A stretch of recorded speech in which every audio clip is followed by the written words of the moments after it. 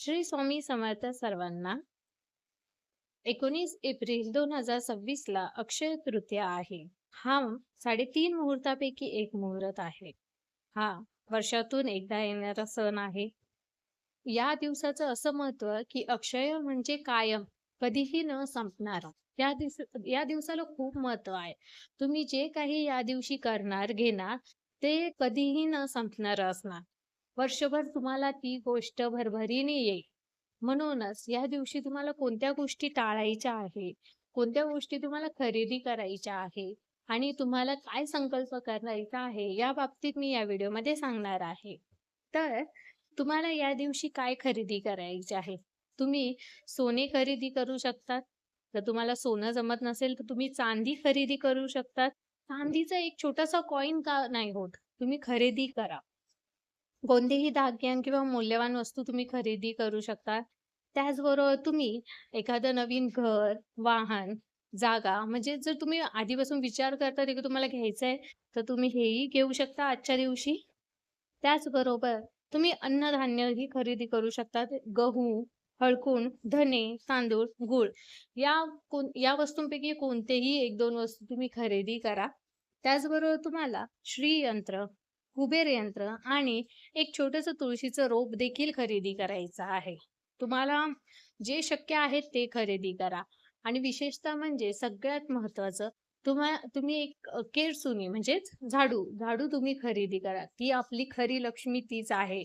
तुम्ही झाडू सुद्धा खरेदी करू शकता. ते अतिशय शुभ मानलं गेलं आहे.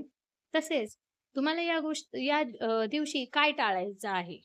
तुम्हाला विशेषतः लोखंडच्या वस्तू खरेदी करायच्या नाहीये. लोखंड, स्टील किंवा प्लास्टिक ह्याच्या वस्तू खरेदी करायच्या नाहीये.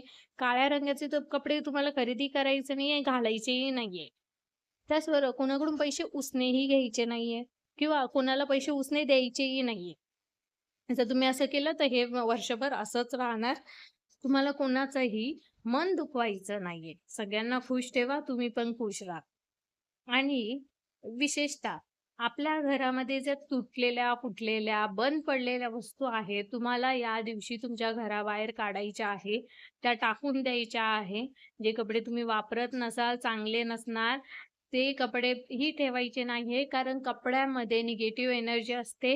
कपडे निगेटिव्ह एनर्जी खेचतात. म्हणून जास्त जुने झालेले कपडेही तुम्हाला टाकून द्यायचे आहे. तर आणि त्याचबरोबर तुम्हाला अशी कोणती 3 ठिकाणे आहे जिथं तुम्हाला स्वस्तिक काढायचं आहे? तर विशेषतः म्हणजे जिथे आपण आपला स्वयंपाक करतो म्हणजे आपला किचन. तर महिलांनो, आपल्या किचन ओट्याच्या भिंतीवर तुम्हाला स्वस्तिक काढायचं आहे.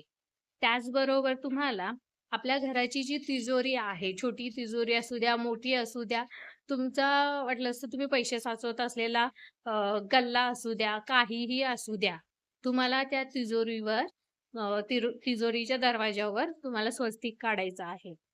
आणि मुख्य म्हणजे तुम्हाला आपला जो मुख्य दरवाजा आहे, जिथून आपण आतमध्ये येतो, तुम्हाला त्या दरवाजावर बाहेरच्या बाजूने ही तुम्हाला स्वस्तिक काढायचं आहे. या 3 ठिकाणी तुम्हाला न विसरता स्वस्तिक काढायचं आहे.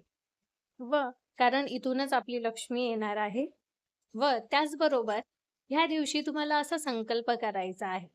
हा संकल्प जर तुम्ही अक्षय तृतीयेच्या दिवशी केला तर तुमच्या आयुष्यात खूप बदल होतील. तुम्हाला स्वतःला बदल अनुभवायला मिळेल. तुम्हाला या दिवशी बोलायचं आहे की माझ्या जीवनाची नवीन सुरुवात होत आहे. जे काही वाईट झालं इथून मागे ते होऊन गेलं. त्याला मी बदलू शकत नाही. पण इथून पुढचं माझं जीवन मला सुरळीतपणे, व्यवस्थित, आनंदाने जगायचं आहे. आणि तुम्हाला हे सर्व विसरून, वाईट काही सर्व विसरून तुमच्या जीवनातल्या ज्या काही चांगल्या गोष्टी आहेत त्या पुढे घेऊन जाऊन तुम्हाला सकारात्मक भावनेने तुमचं आयुष्य पुन्हा एकदा नव्याने सुरुवात करायची आहे. असं समजा की इथून पुढे आपल्या आयुष्याची एक नवीन सुरुवात होणार आहे. या सर्व गोष्टींवर तुम्हाला ध्यान द्यायचं आहे.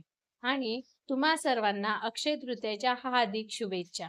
श्री स्वामी समर्थ. व्हिडिओ आवडला असेल तर लाईक करा, कमेंट करा, सबस्क्राईब करायला विसरू नका आणि कमेंटमध्ये श्री स्वामी समर्थ अवश्य लिहा.